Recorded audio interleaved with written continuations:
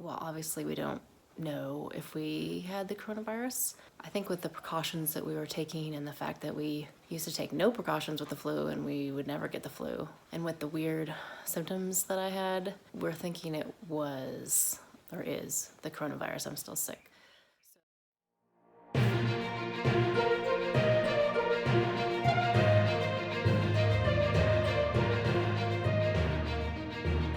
I said, so are they closing everything down for rainy season? And he said, no, they're closing. They're closing. They're going out of business. And we were like, what?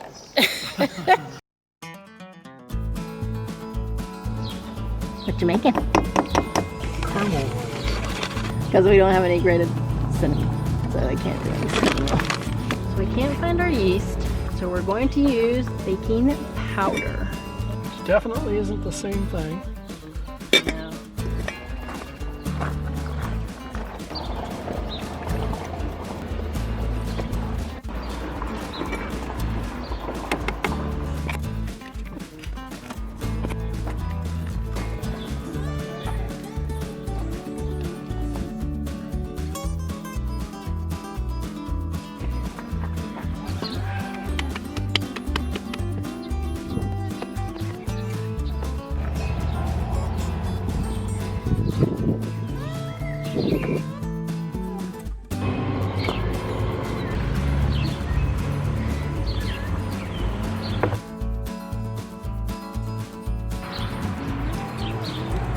The chocolate chips out of the fridge? Yeah.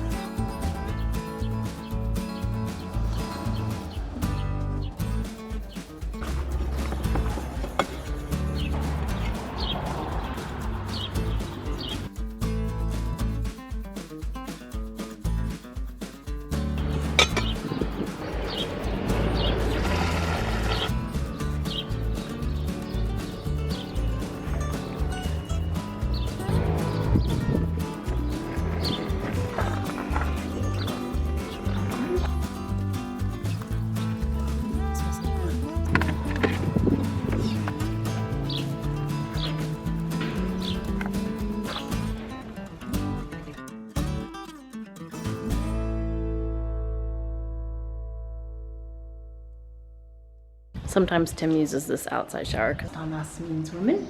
This is my bathroom, and I'm pretty much the only one that uses it.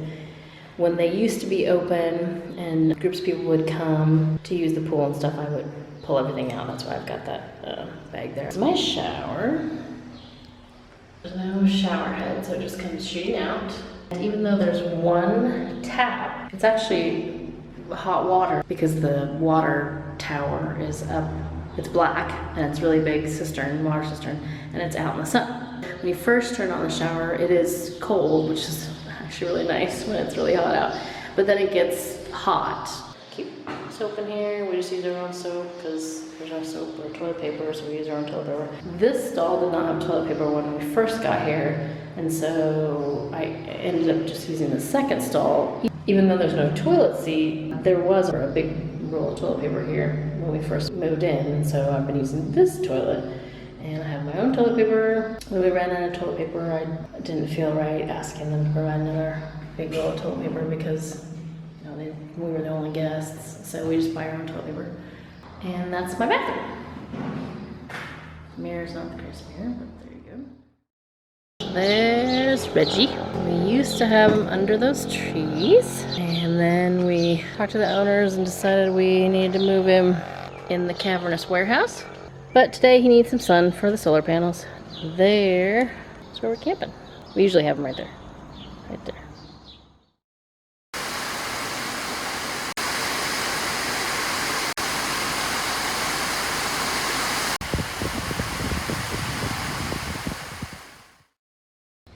What project are you working on? A broken pump for our stove. So for some reason, this has a pump. It has this rubber gasket on it. Okay. And that rubber gasket fits in there, and then you pump the stove. And that's what makes it have pressure. Well, for some reason, this thing keeps pulling off and popping off, and you can't even get it in there. It's like this rubber washer either swelled up or that plastic piece shrank, which neither of those make any sense to me, but it will not work. Interesting. And so we're kind of stuck without a stove. You have an idea to what? Make it even cooler. What are you gonna do? And I'm going to put this air valve inside there Okay. so I can just add pressure through our tire pump Oh. to pressurize it. I think it'll work.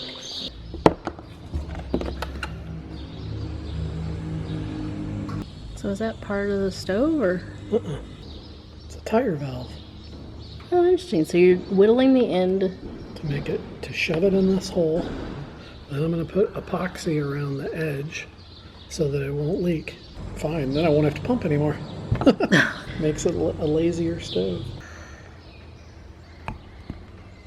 A little bit more. Kind of like MacGyver. Okay, so we've got the compressor for the tires. Hey, that's cool. It takes a lot more pressure than I thought, but it works. So then you just have to run the hose back to the tailgate when you're cooking, right? Or do you just have to pump it first and I just then have to pump it then you and I can unhook it? Yeah. Oh, that's cool. Huh? Don't point toward me.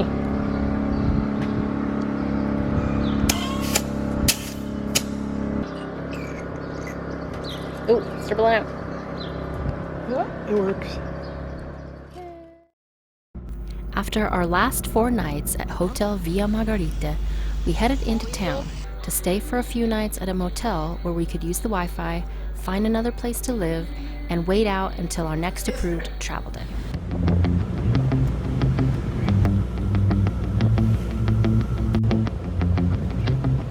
And then it was time to move. We had found a fairly cheap Airbnb on a coffee farm way up in the mountains just south of where we were at. But first, we had to go through 2 police checkpoints. They check your passport to make sure that you are driving on your correct day, and they made us get out of the car. A man went around to disinfect all of Reggie's tires, and then we had to hold our shoes up to get our shoes disinfected. They sprayed our hands with disinfectant, and then they wanted to know where we were going and why we were traveling. They said go right. Yeah, stick right. Yeah, that's it. At first, it was a little iffy because I don't think they quite understood what I was telling them about our hotel closing. But then I said that we were going to the Mission San Lazaro, and they knew what that was, and they then seemed really happy. And we learned later that that's because a lot of foreigners come to help out at the mission, and so they're used to foreigners going and helping out at the mission, and so that seemed to pacify them, and then they let us go on our way.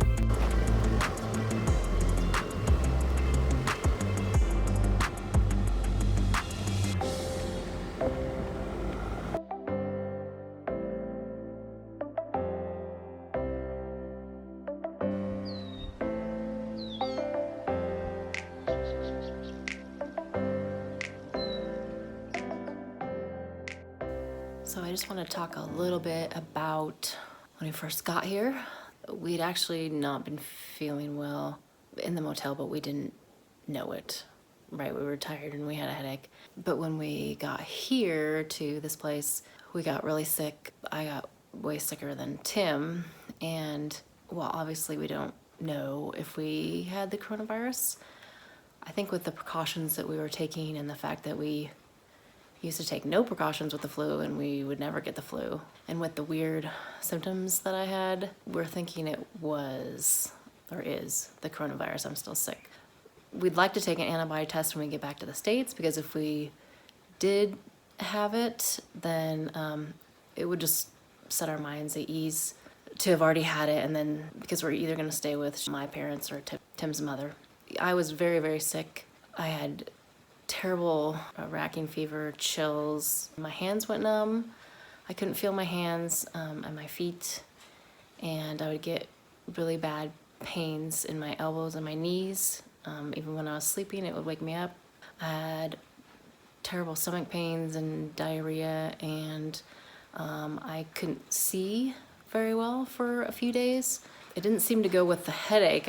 I started not being able to see on the second day, and it got worse, and I could barely read anything, and that lasted for a few. Actually, today's probably the day, so it's been 7 days that my vision seems recovered. Headache, a little bit of shortness of breath, but not too bad. If I go up the stairs, then it would be worse. A dry cough. I've been recuperating ever since. I'm still not 100%, and I think I still have a mild fever, but it's definitely much, much better than when we first got here. So Thank you so much for watching this video. Please give it a thumbs up if you enjoyed it, and please consider subscribing to our channel if you are not already. Join us next week when we delve a little bit more into our new home here in lockdown in Honduras.